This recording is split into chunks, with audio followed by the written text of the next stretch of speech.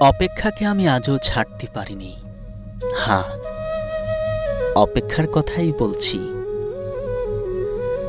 ভালোবাসার রক্তিম ধারালো স্নিগ্ধ ছোঁয়ায় এর হৃদয় থেকে একে এক করে ছেড়ে গেছে সব লোভ, হিংসা, ক্রোধ, অহংকার, স্বার্থপরতা, সব কিছু।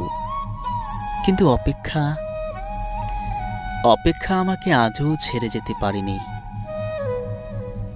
আমি ভালোবাসার জন্য সব কিছু ছেড়েছি, শুধু অপেক্ষা ছাড়া।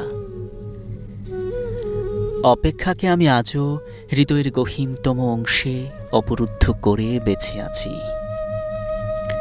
অনেকেই বলে অপেক্ষা হচ্ছে শুদ্ধতম ভালোবাসার প্রকাশ। ভালোবাসতে সবাই পারে, কিন্তু সবাই প্রিয়তমার জন্য অপেক্ষা করতে পারে না। আসলে কি তাই?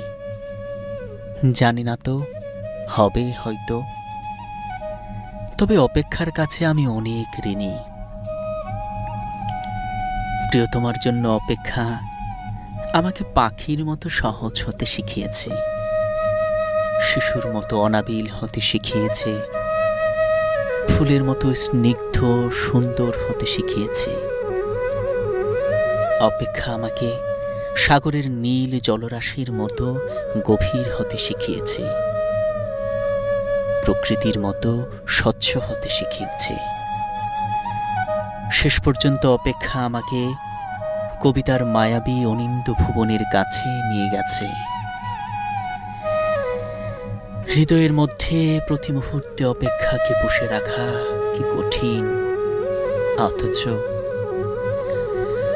অথচ আমি সেই কাজটি করে যাচ্ছি প্রতি মুহূর্তে, কি নিদারুণ আনন্দের সাথে। অপেক্ষা, তুমি কত বেদনার্ত সুন্দর।